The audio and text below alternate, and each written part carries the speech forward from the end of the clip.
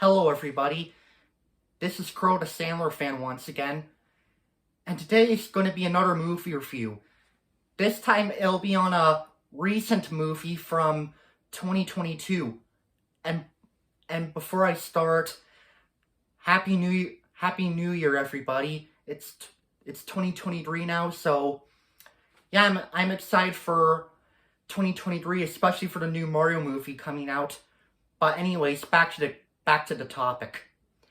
Today I'm going to be reviewing the 2022 movie that I watched yesterday with my parents, and we all enjoyed it.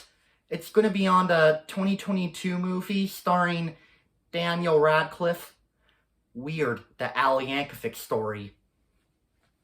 So basically, Weird, the Al Yankovic story is pretty much based on the life of Weird Al Yankovic and how he became how he wrote songs and how he met Dr. Demento and how he came up with parody songs. And it's a little bit based on a true story. Some of it is true, some of it is just not true, just to make it more comedy-ish. But anyways, it's about Weird Al Yankovic It's about Weird Al Yankovic as a kid. Back when Weird Al was a kid, he was really interested in making parody songs, but his parents don't like the idea. Not even his dad, and his dad especially hated the accordion that Weird Al always plays. And later on in the movie, when Weird Al was a teenager, he was sent home by the police for being at a polka party without their parents' permission, and that made Weird Al's father really angry to the point where he destroyed his accordion, so he would never play it again. But then years later, Weird Al is now an adult who lives at an apartment with his three best friends. And although Weird Al lost his interest in parody music ever since his dad destroyed his accordion when he was a teenager, but he eventually made a comeback when he heard the song My Sharona being played on the radio and turned into My Bologna. And that's how Weird Al began his career, being a famous person creating parody songs. That's how I can explain the plot. My opinion on this movie? I gotta say, what an outstanding movie. I loved it. I enjoyed it. It was good. It was funny. It was emotional. It was heartwarming. But most of the time, it was really good. Daniel Radcliffe was the perfect choice to play Weird Al. I gotta say, just like how Daniel Radcliffe did as Harry Potter in the Harry Potter movies, Daniel Radcliffe nailed it big time playing Weird Al. He did a really great job. And Evan Rachel Wood did a good job playing Madonna, who's Weird Al's love interest. And Rainn Wilson is also in this movie too. He did a good job playing Weird Al's idol and agent, Dr. Demento.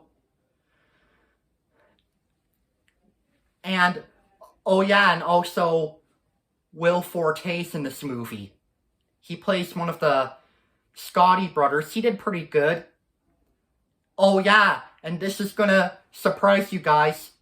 The real Weird Al Yankovic is in this movie.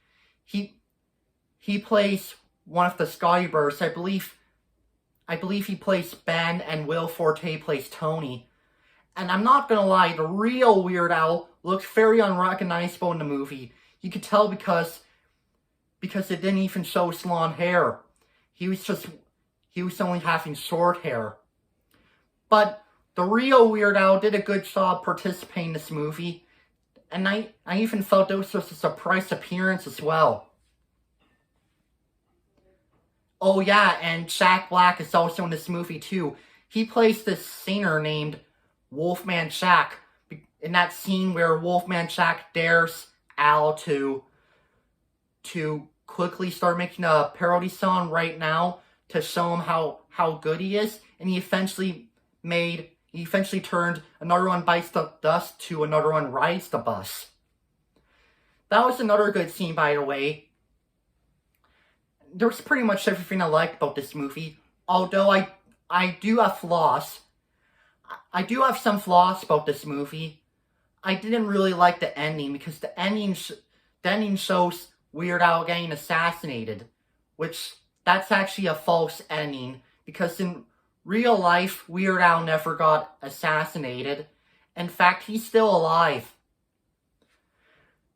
So I don't know why they make this ending of Weird Al getting assassinated when it's not true. It's just straight up false. And another flaw I had was the scene where Weird Al got angry over Michael Jackson making a parody of his song Eat It. That's also false, because in real life, Michael Jackson's Beat It song came first before Weird Al started making Eat It the year after Beat It. And yes, of course, Weird Al did get Michael Jackson's permission to make a parody of his song Beat It. That's another unnecessary thing in this movie, but I still enjoyed the movie nonetheless. And I like the scene where Al's father apologizes to him for how he treated when Al was a kid. And he even apologized to him for destroying his accordion. That was a really heartwarming scene. That's definitely a right thing of a father to do. And I'm proud of him for doing that. So, overall, there's nothing else I could say about Weird, the Al Yankovic story. To any of you who haven't seen it yet, I recommend it for sure. It's definitely another one of these very good movies based on a true story. I mean, if you enjoyed Bohemian Rhapsody, which, you know, it's based on Freddie Mercury's life, and if you enjoyed Rocketman, which is based on Elton John's life, and if you enjoyed Rudy, which is based on the life of Rudy Rudiger, I'm sure you'll definitely enjoy Weird Al Yankovic's story. It's a very good movie, and definitely worth watching, although it's not for everybody as it contains bad words, so you should wait till you're older to watch it. So for my final rating of Weird Al Yankovic's story, I'm going to give it an 8 out of 10 stars. It's a really good and funny film based on a true story. It's definitely worth checking out, and I recommend it for sure. So I hope you enjoyed my review on Weird Al Yankovic's story. Let me know in the comments what you think. This is me saying peace out.